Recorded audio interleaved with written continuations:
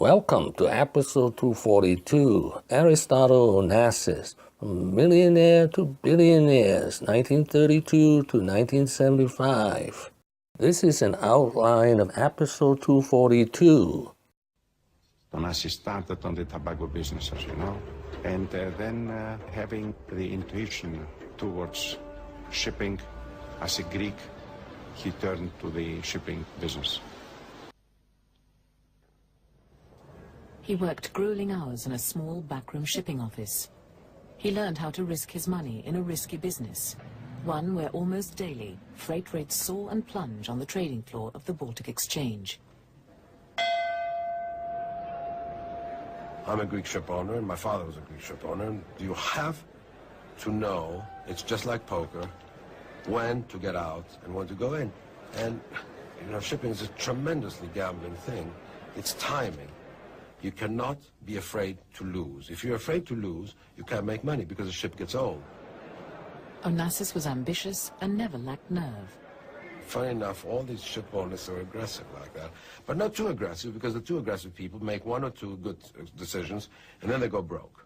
How Ari Onasis bought his first 6 ships. But in 1932, the world was in the grip of the Great Depression. Profit margins were tight. Shipping companies went bankrupt on a daily basis. As everybody was getting out, Ari got in. He bought 6 ships for less than half their scrap value. 10 Canadian cargo ships were going cheap. Onasis bargained hard, paid cash, and bought 6 with his own money. How Ari met his sexy Swedish girlfriend. He worked like a dog, 18, 20 hours, finding cargoes for them, and then started making money. For 5 years, Ari concentrated doggedly on keeping his ships working. Against all the odds, he was successful. To maximize his profits, he needed larger vessels, but he had no line of credit. A new girlfriend, Ingeborg Dedikan, came to the rescue.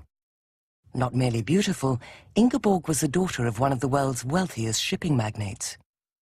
Onasis never had a single object in mind when he pursued a woman. She always had to have something else going for her beyond her beauty, and that something always had some connection with business. In 1946, the 40-year-old Ari Onasis married 17-year-old Athina Lavanos. Ari's first wife was Athina Lavanos, the daughter of a Greek shipping magnate. Ari always felt that the amalgam of the Lavanos fortune and the Onasis fortune would make him legendary. He was becoming legendary anyway, but he was in a hurry. They had 2 children, Alexandra in 1948 and Christina in 1950.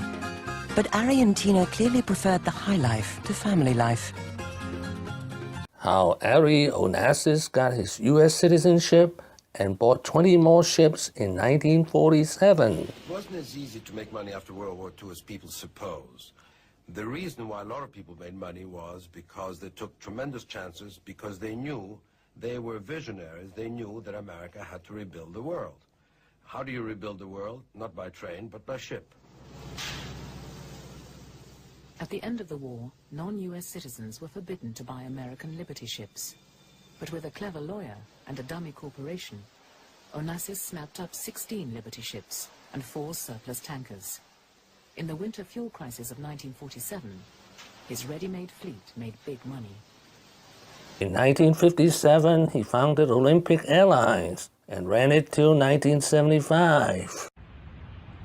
What brought them together was flying. Onasis owned Olympic Airways. He was the only private individual to own a national carrier. He called it his hobby, but to Alexander, flying was a vocation. Alexander was a brilliant young man, and I don't have any hesitation to say that he was born to be a pilot. 30, if I remember correctly, 30 ships, 30 tankers. He started building tankers, which were called in those days monster tankers, which were about 46,000 tons, which today is a handy size.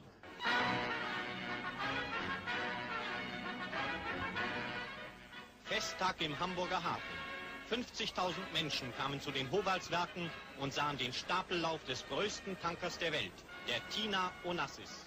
He named this monster tanker after his wife. His daughter Christina broke the champagne, and his son Alexander pressed the button that sent her down the slipway. Aristotle had houses in all the world's most glamorous cities. A luxury yacht, a private island, his own airline, a fleet of the biggest oil tankers on Earth, and a bank balance worth billions in today's money. Then an affair with Maria Callas, which resulted in the end of his first marriage. His affair with a world-renowned opera star, Maria Callas, would cause his marriage to end. He was so proud of this relationship. He flaunted it. He wanted the world to know that he had acquired, just as he had acquired great paintings, he had acquired the most famous opera singer in the world, and she was like a Picasso or a Rembrandt. The affair hit the headlines around the world. In Maria, many people thought Ari had found his true soulmate. In 1968, Ari married the famous Jacqueline Kennedy. When Jackie Kennedy, widow of the assassinated American President John F. Kennedy, married a short and stocky man 30 years her senior, the world was scandalized. America reacted very badly to Jackie's wedding to Onasis. Her reputation took a knock. Some said she married for money.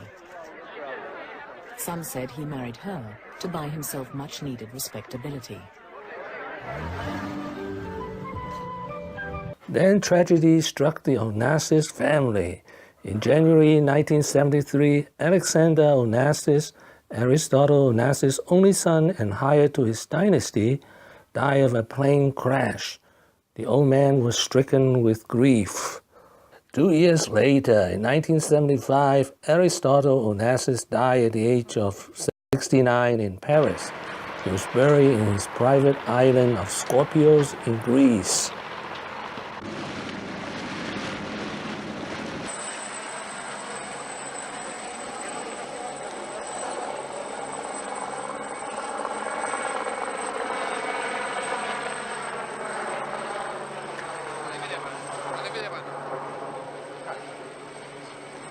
Thank you for watching. Please subscribe and leave your questions and comments below. My next video will be Aristotle Onasis, 10 Lessons. Wishing everyone peace and prosperity.